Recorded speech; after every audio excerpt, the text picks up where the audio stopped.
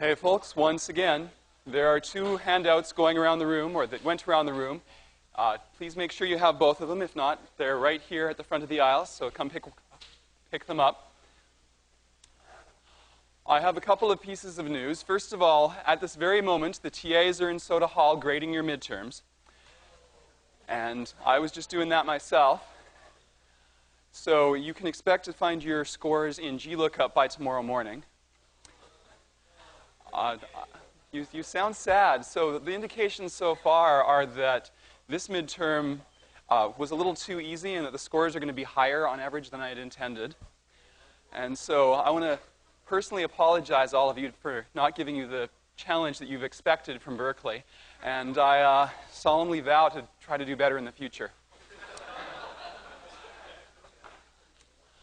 It's also important for you to know now that Project 2 is available. Project 2 will be by far the largest piece of work you do this semester. So you want to get started early. You do not want to, if you do nothing else this weekend, please read the Project 2 handout just so that you know how much work you have to do. Now, Project 2 is a group project, and that means you work in teams of 2 or 3 people. You are not allowed to work alone. You must find yourself a project group. So everybody, look to your left, look to your right, see that competent-looking person, grab that person before someone else does.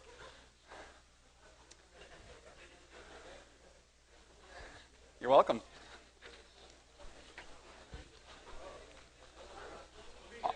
I'm going to spend today and Monday talking about the things you need to know to do the project. For the project, you're going to program a game player that plays a game against either a human opponent or against another computer opponent.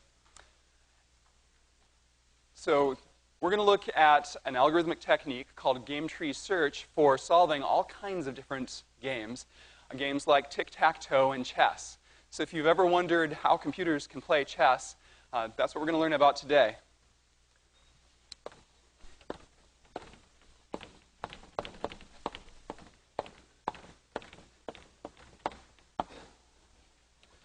Again, we're looking at algorithms for game tree search. And to keep things simple, I'm going to use the game tic-tac-toe. I hope you all know it. If you don't, then you can ask me about it afterwards, though hopefully it'll be pretty obvious how it works by the time we get through this lecture. In tic-tac-toe, you have a grid with 9 spaces where players take turns writing X's and O's. And let's suppose that the game is already in progress, and we reach this point. And it's now X's turn, because X goes first, and so it's X's turn to go. If you're the computer and you're trying to decide which move to make, what do? Well, you investigate all 3 moves, and you try to decide how good each of those moves are. So what we're going to do is we're going to ask the question, what happens if I put an extra X here? So now my game board looks like this. And then we're going to repeat the question for the other 2 possibilities.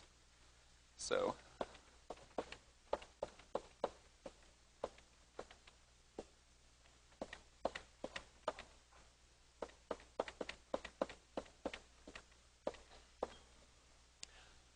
those are the 3 different moves that X can make. You can fill your X into one of the 3 open squares.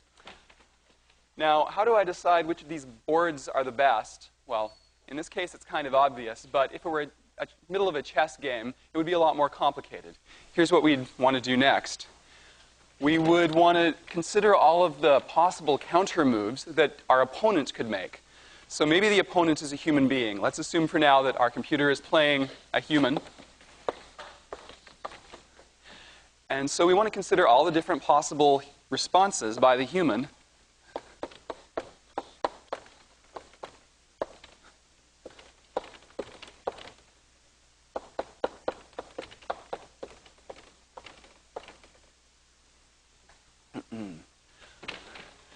Then, based on those responses, you, the computer, can make counter responses after that if you haven't already lost, which is what's happened here.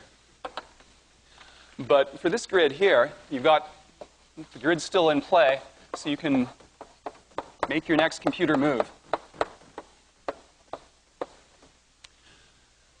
So you can see we can build a tree this way. Now, the middle node here is not going to have any children because here x is already 1. But this node has a couple of children. And I want to have one complete example of a game tree, so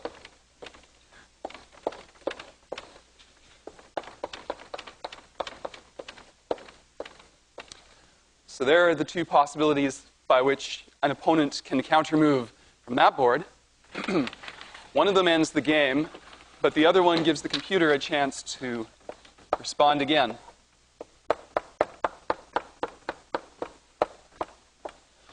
And that is a game tree.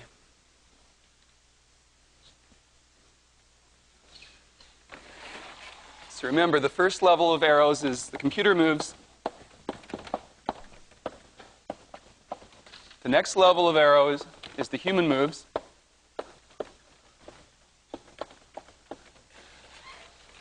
And on the third level, the computer gets to go again.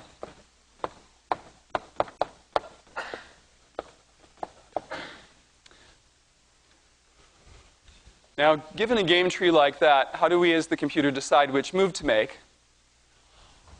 Well, we're going to make several assumptions here. So first of all, if you're playing a game of chess, it matters whether your opponent is smart or stupid. If you know that your opponent will always make a certain stupid move, you might exploit that. But as a computer program, you don't really know your opponent in advance. So here's what we're going to do. We're just going to assume that our human opponent is perfect and will always choose the best possible move. In fact, most of these game tree search algorithms simply assume that both opponents are infinitely intelligent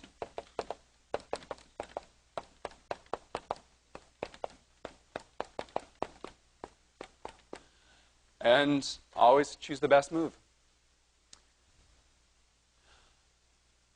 Now, the next thing I'm going to do is I'm going to go through this game tree and I'm going to assign a score to all of these grids in the game tree.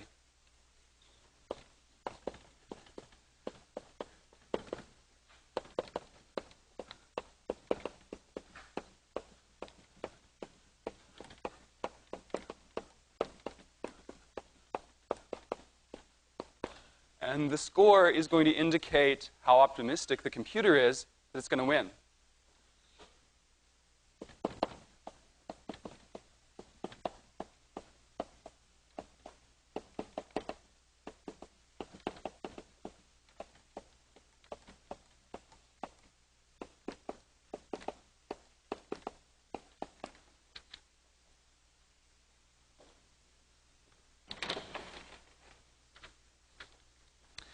So the scores are going to be basically come down to three possibilities in tic-tac-toe. We're going to assign a grid a score of 1 if the computer is guaranteed a win.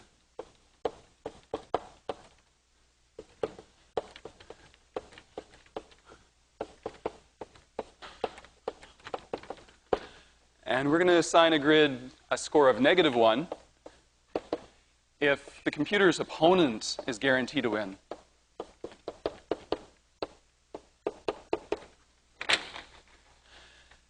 And in tic-tac-toe, you can have a tie game. If you get to a grid where nobody has 3 X's or nobody has 3 O's in a row, it's a tie. So we'll assign that a 0.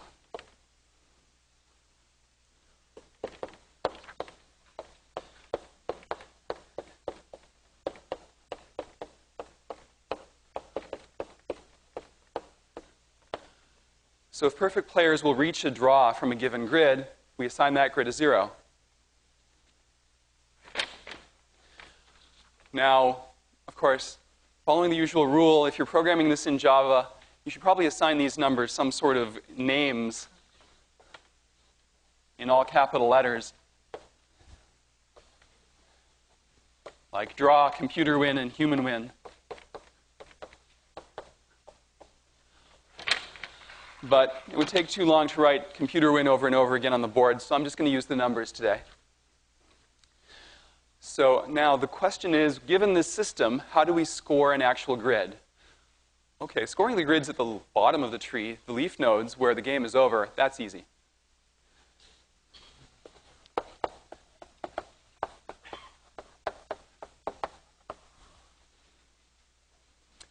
And just to simplify the conversation, I'm going to suppose that the computer is playing X.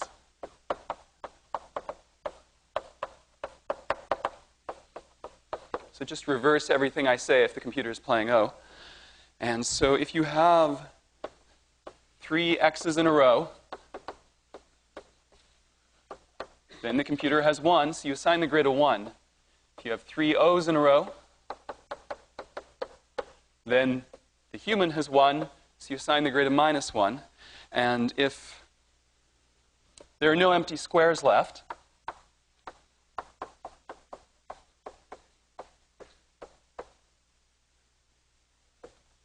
and nobody has won yet, nobody has gotten 3 in a row, then you assign that grid a 0. So those are the easy grids. And hopefully, those of you who'd never heard of tic-tac-toe before, now you should know the rules, because I've just kind of said them indirectly. Are there any questions so far before we get on to the scoring the hard grids?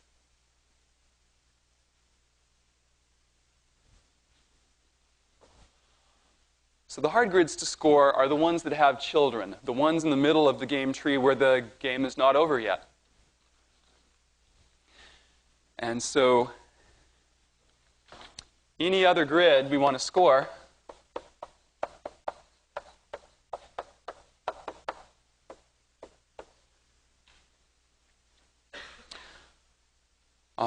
the scores for those are computed by what's called a minimax algorithm.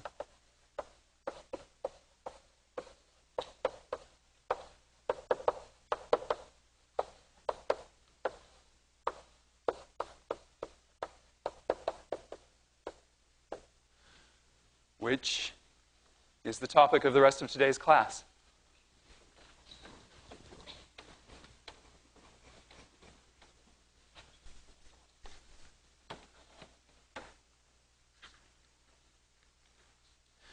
So here's how minimax works. I want to score a grid. Like, say I want to score this grid. What I'm going to do is I'm going to generate all of its possible children and score them first. Only when I know the scores of all these grids can I figure out the score of the top grid. So the algorithm is, first of all, consider each possible move from a given grid.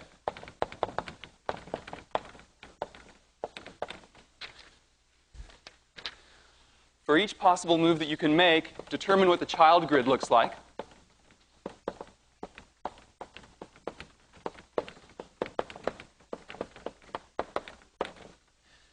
And for each child grid, you assign it a score.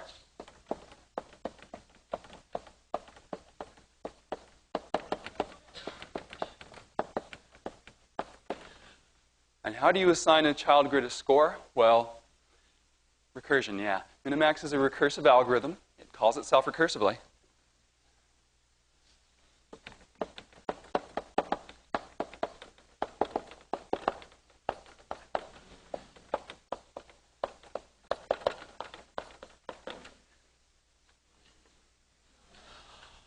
Now, once we know the scores of all the child grids, we can score the parent grid.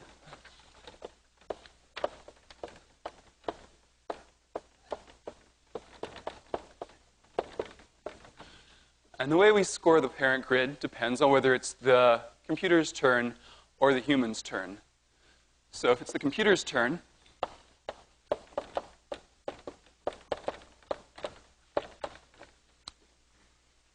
all right,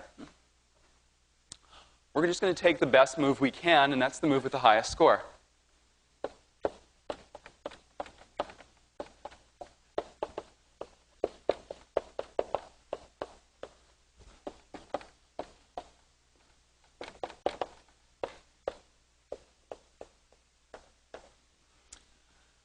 And if it's the human's turn, or the opponent's turn,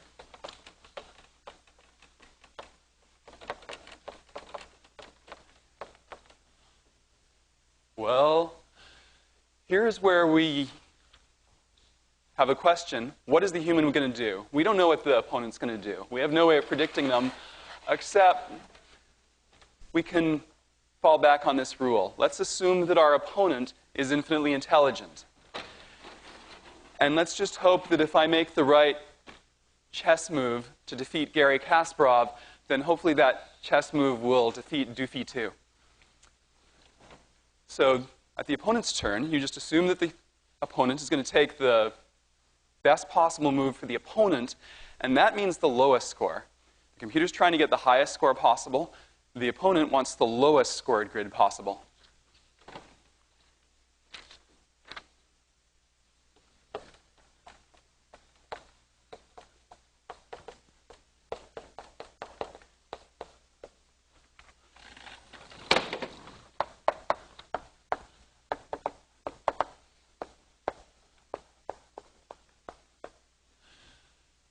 And of course, this is where the name Minimax comes from. Mina Max.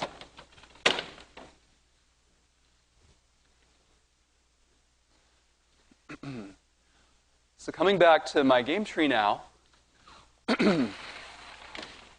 I can look at each level of the game tree not only as a particular move, but also as a min level or a max level. And every computer move is a max level, and every human move is a min level.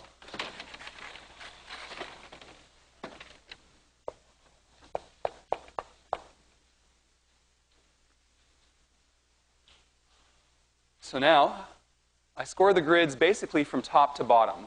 Well, actually, it's not quite that simple.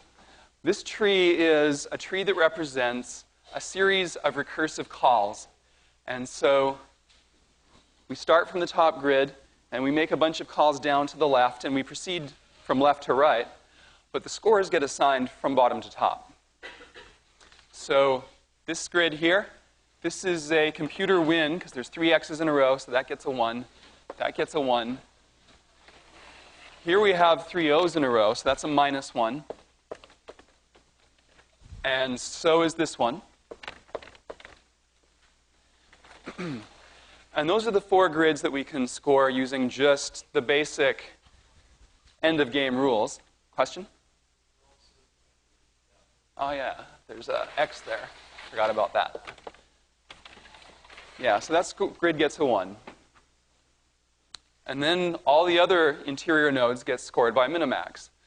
So this grid's score is the max of all its children. It only has 1 child, so that's not very interesting computation, but that's 1, and so is that.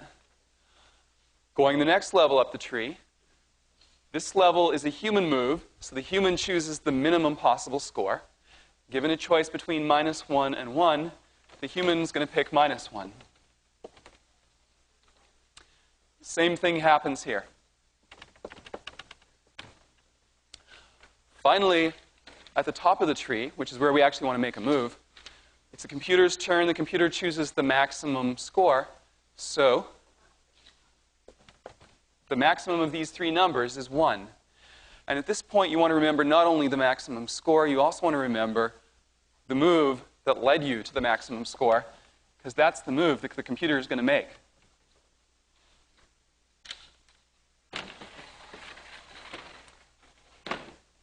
And there's our scored game tree, and now we know what move to make. Questions?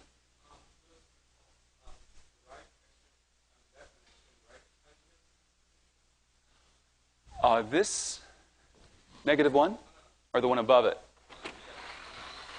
So this grid has 2 children. One of its children has a score of 1. One of its children has a score of -1.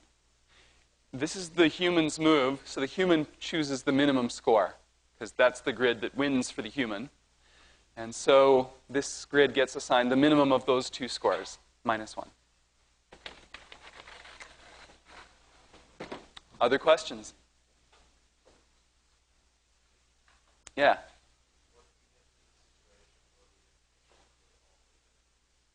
If you can't get all the way down because there's too many of them, I'll talk about that towards the end of this lecture. But first I'll teach you several other speed-ups. Yeah?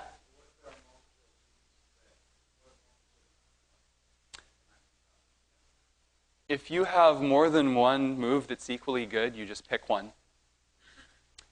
For your project, though, you'll want to differentiate between, say, winning the game in 1 move and winning the game in 3 moves. It's always better to win in 1 than to win in 3 moves. Now, again, I want to point out, or state loudly, oh, is there another question? Okay. I want to state loudly that this is not a data structure. We do not construct a tree data structure in the memory of the computer. This is just a sequence of recursive calls of an algorithm, which I'll show you a procedure that does this. It's called chooseMove. And so each grid you see here is one recursive call to chooseMove.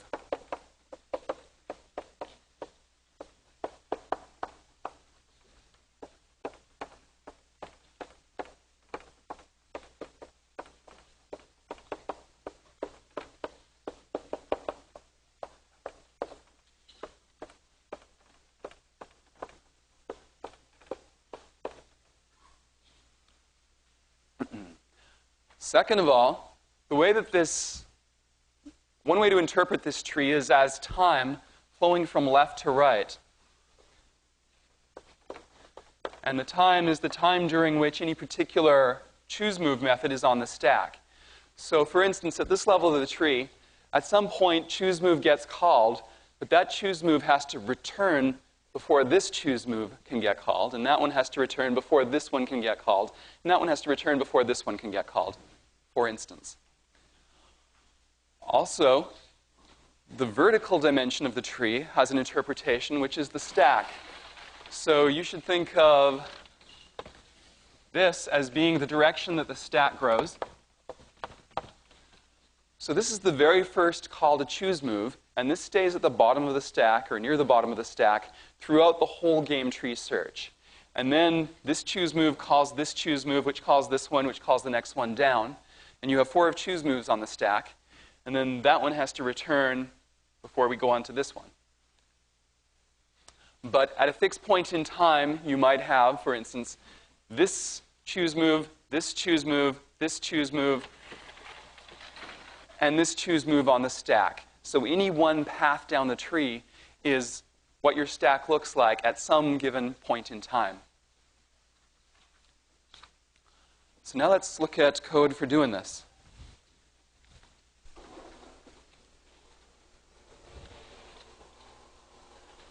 And you have this code on one of your handouts, so you don't need to copy it down. You just need to, if you want, take notes on the handout. So here is the chooseMove method. It takes in a Boolean variable called side, which tells you, is it the computer's turn or is it the human's turn? First thing we do is we check whether we've reached the end of the game. If the current grid is full or if somebody has won, then we just return the score and stop with no move. So what is this data structure we're returning? It's called a best data structure. And a best object looks like this. It's got a move in it, which is the best move that I've found so far. And I'm not going to say how you encode a move. You can decide that. It also has a score in it, which is the score of the best move I've found so far, which is also the best score I've found so far. So that's what we want to return at the end of Minimax. Now, here's the rest of the code. So next I want you to just look at the loop at the bottom, this loop here. What it does is it goes through all of the different possible legal moves that you can make on this particular grid. And we're going to try out each one of them in turn and see how it does.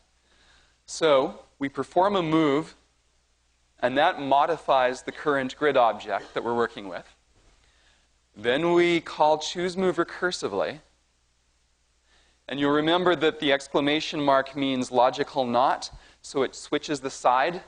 So if it's the computer's move, then we're going to call chooseMove recursively with the human having the turn. After we get a score for that grid, we're going to undo the move, restoring the grid back to what it looked like originally, so that we can try a new move. Also, if the move that we just made is better than any move we've seen so far, then we want to make the move we just tried out the new best move, and we want to record that move and its score for future purposes. Under what circumstances is this the best move? Well, it depends whether you're the computer or the human. For the computer, you choose that move as the best move if its score is better than the best score you've seen previously. But if you're the human, you want the lowest score possible, so the human does the reverse. You choose the new move only if it's got a lower score than every move you considered previously. Question? So yeah, if there are different moves that are equally good, this algorithm takes the first one. That's right.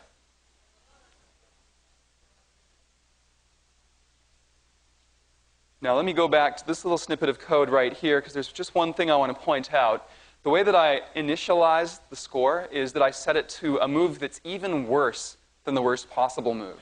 So if I'm the computer, I'm going to set the score to -2, and the reason I do that is to make sure that at least one move gets picked, no matter how bad. The handout I gave you, the long one, not the short one, is text from a book that explains this stuff in more detail. Unfortunately, they get this bit wrong. What they do is they set mybest.score equal to -1. And that has the effect that if all of your moves are losing moves, then your computer refuses to pick a move at all. It's sort of like a little child who realizes he's going to lose the game and decides that if he just doesn't make a move, then he won't lose after all. So we don't want to be, we want to be better sportsmen than that. So that's why that's -2. So that you'll pick at least one move, even if all your moves lose. And then you return the best move that you find and its score. Any other questions about that?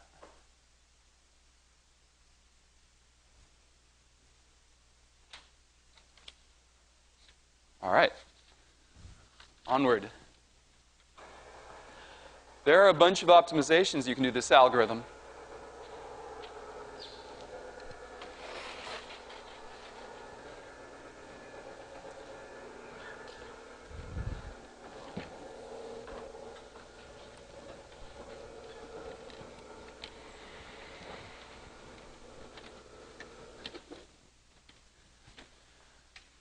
The first optimization, just to get us started, lights.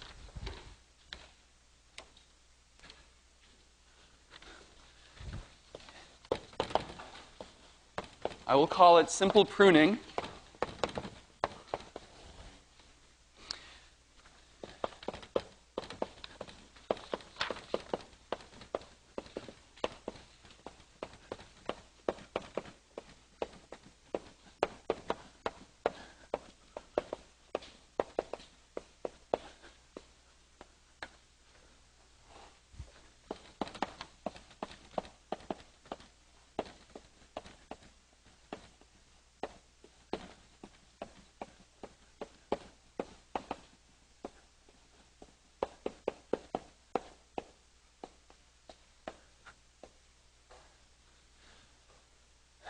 This seems like an obvious observation. If a player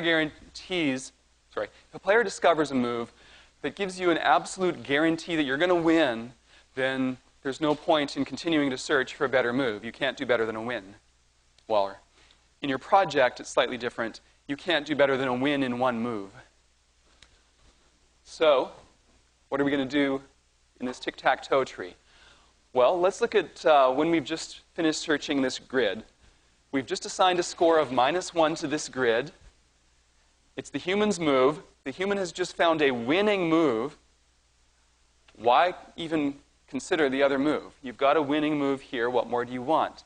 It's a waste of time to look at this other move, too, because you can't do better than a win. So to save computational time, we're just going to prune this right off. And that not only prunes off that, but it prunes off the child, too. At this point, there's just no need to search this branch of the tree.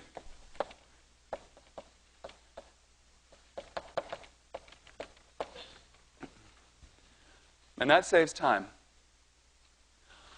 We can apply this reasoning at the computer levels as well. So here's the computer move. The first move is a losing move. The computer doesn't like that. But the second move is a winning move.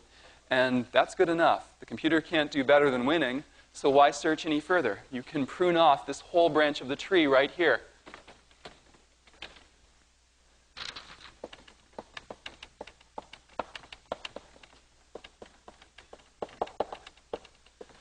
And the deeper the game goes, the more savings you get by doing this. So look, now our tree looks a lot smaller than before. We don't have to spend nearly as much time searching for moves.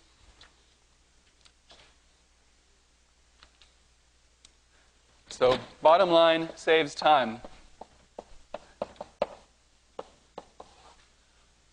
Any questions about that?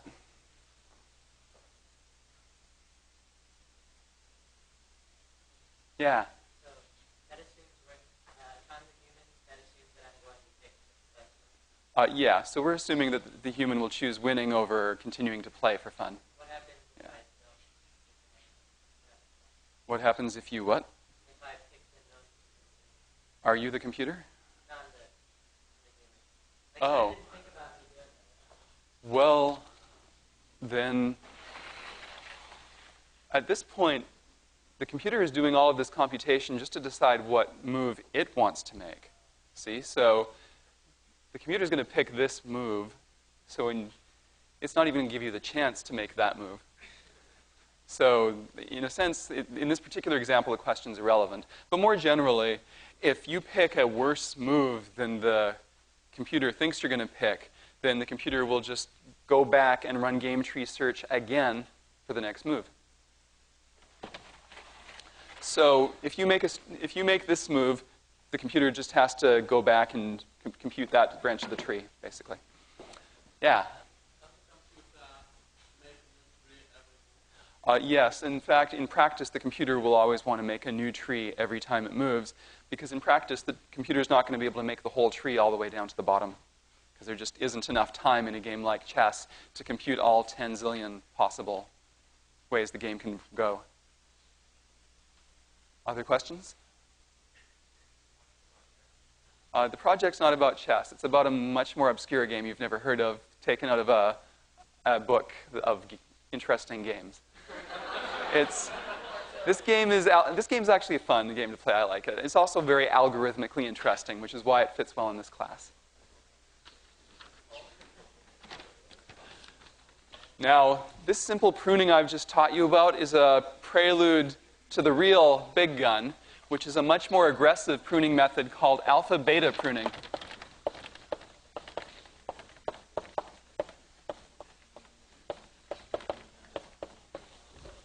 Alpha-beta pruning is described in some detail in your handout, and I'll go over it today. But I need to tell you now that alpha-beta pruning is a bit of a mind twister, and you'll probably have to study it over 2 or 3 times before you really get it. But let's get started and do the best we can for now. Now, alpha-beta pruning subsumes simple pruning, which means it does all the pruning that simple pruning does and more. And here's the idea. Well, I need a new game tree, because it's a complicated idea.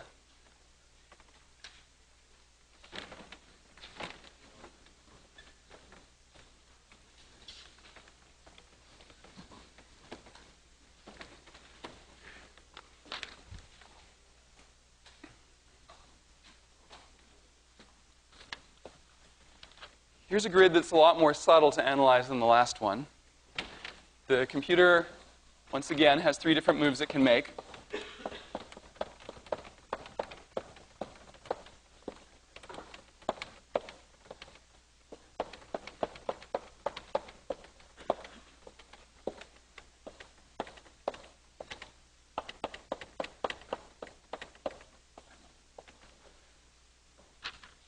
And in response to the first move, we do a recursive call, and we look at the 2 responses that the opponent can do.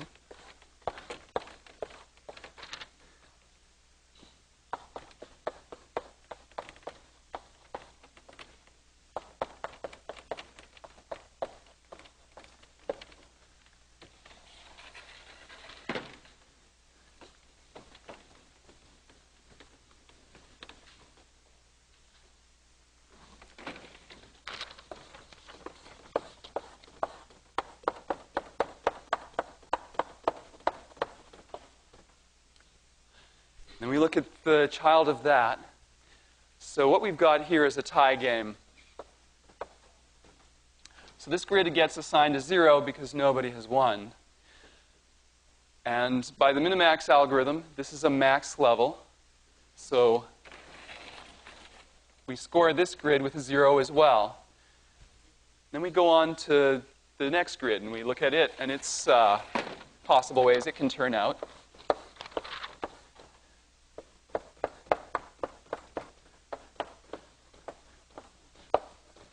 And this grid also gets a 0 because it's also a tie. And so, once again, we take the max of 0, and that's 0. And that gives us a score for this grid. And now this is the human move level. So it's a min level.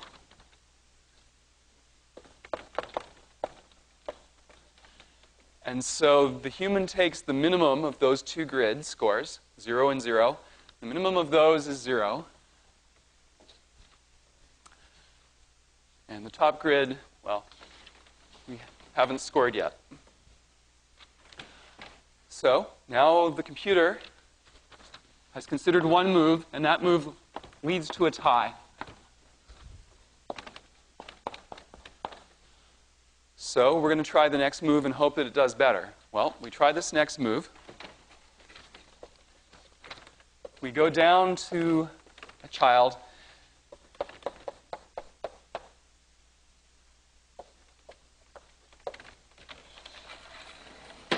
And that leads down again to another computer move.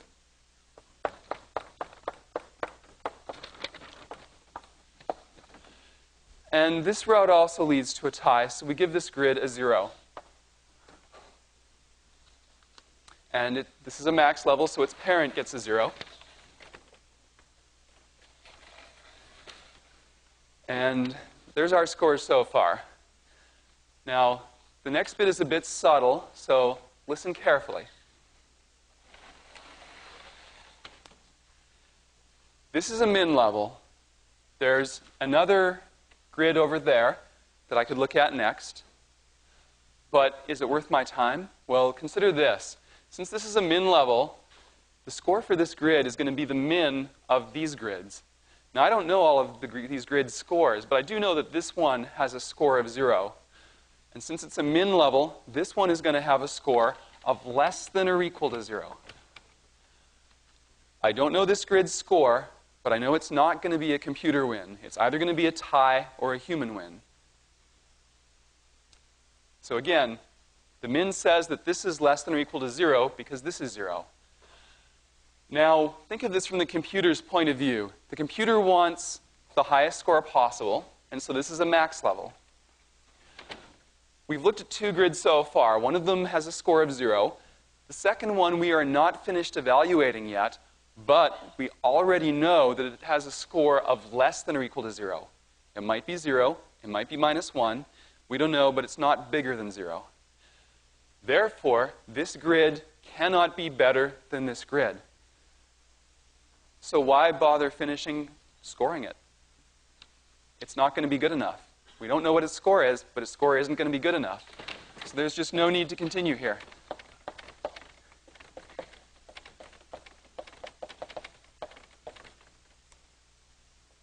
The computer just does not finish evaluating that move. Instead, it just goes on to the next move. And this move, maybe this will lead to a computer win. Let's check it out.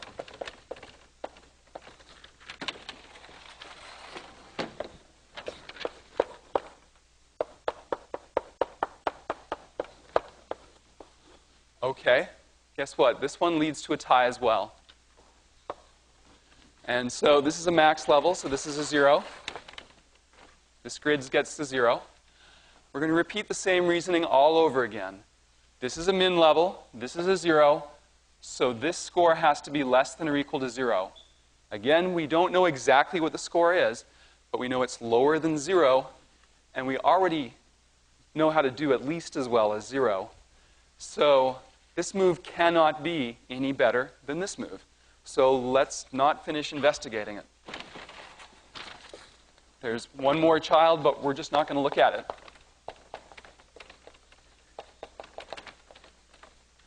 Question?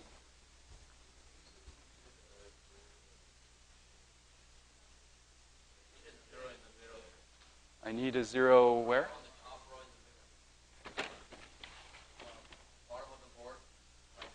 Uh-huh. Oh, okay. Ah. Yeah. Sorry about that. Yeah.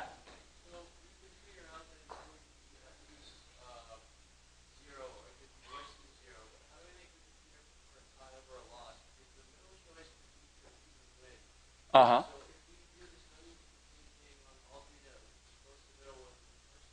Uh-huh.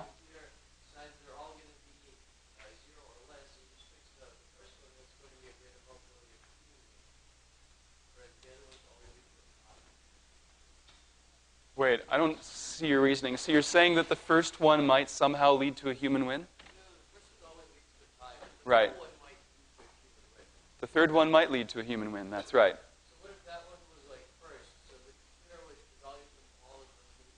Oh, well, if we tried this move before this move, then we would not be able to prune this, because the computer doesn't know yet that somewhere higher in the tree it can force a tie. So the order in which you process the moves matters a lot and can make a big difference to your running time.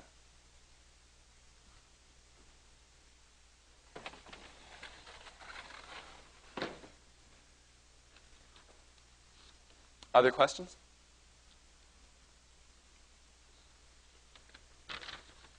Question? Yeah.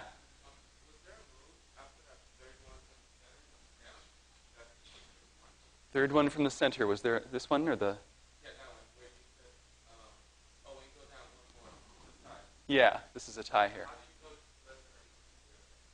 How do I know that this is less than or equal to 0?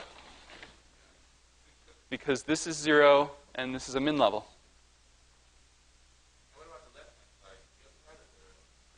Well, yeah, so I certainly did know that this was less than or equal to 0.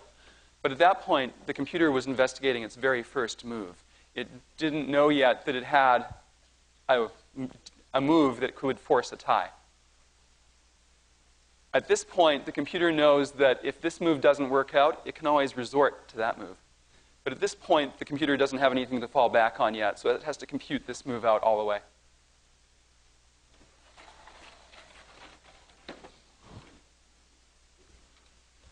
Now, the hard part, of course, is taking this insight and turning it into an algorithm.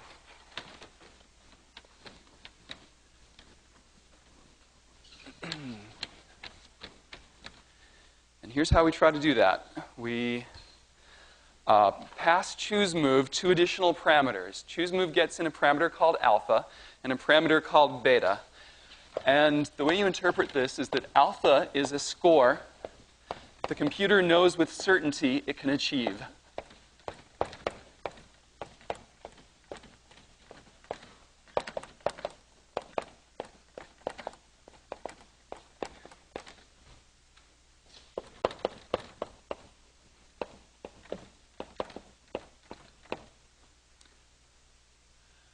Now, this alpha exists at a particular spot in a particular chooseMove method. So let's suppose the computer is investigating this move right here. Then alpha means 2 things. Alpha is the best move that the computer can achieve either by making the right move from here or by making a different move higher in the tree so that it never gets to this grid in the first place. That makes alpha a little bit confusing. Again, alpha is a value that you might get by choosing the right move from this grid, or it's a value you might get by choosing a different move higher up in the tree so that you never get to this grid in the first place. The other parameter, beta, is like the opposite of alpha except from the human's point of view. So the opponent knows for sure that it can achieve a score of beta or better.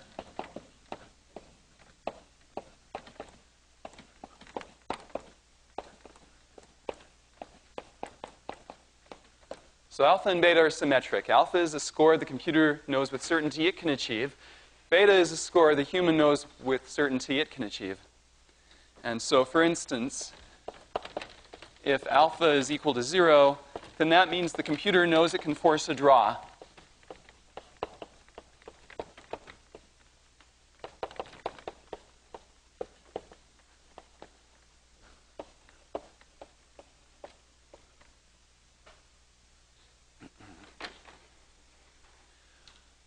Now, the hardest part about alpha-beta search to understand is this. If beta becomes equal to or less than alpha, then that's when it's time to prune. Further investigation of the current grid is useless.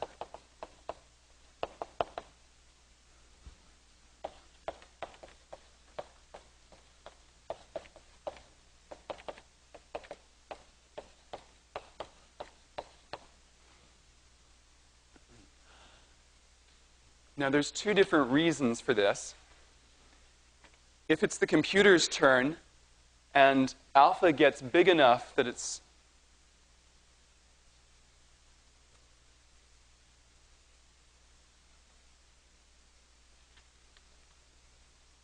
let me say this again.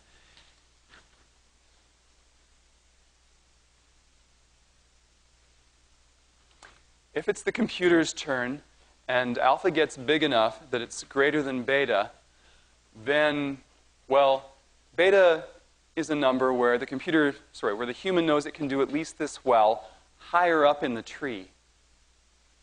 And so alpha being bigger than beta means the computer knows it can do really, really well if we get to this grid.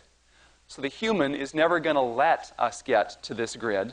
So there's no point investigating this move because the human's not stupid enough to let the computer do this well. The flip reasoning is if it is the human's turn and beta gets low enough that it's less than or equal to alpha, that means that the computer has a better move higher up in the tree somewhere that it's already investigated. So the human is never going to let the game get to the particular grid that we're investigating right now.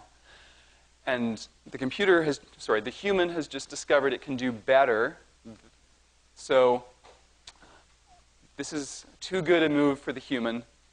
The computer is never going to let us get to this grid in the first place. So we prune that particular grid. And probably I have to write that down in a sentence, and you read it 20 times, and then you start to get it. But it's really hard to explain. So let me show you the code for that.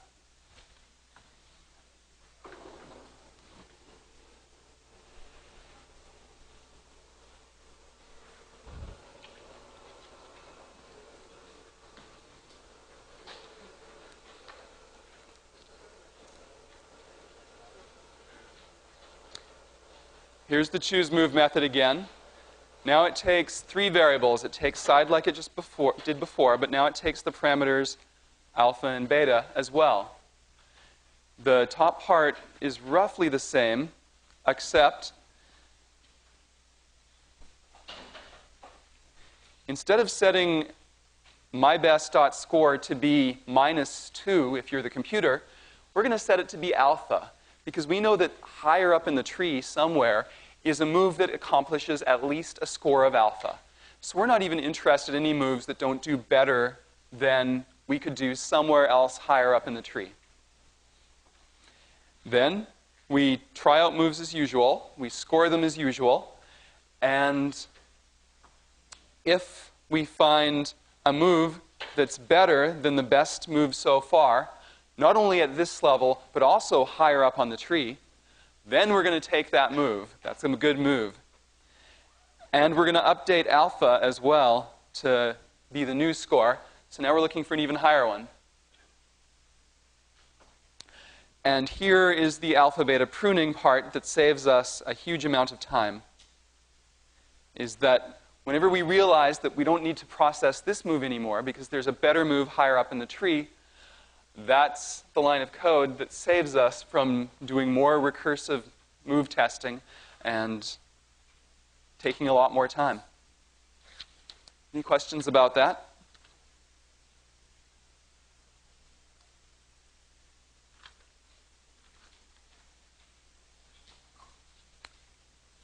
All right, I will continue on Monday then.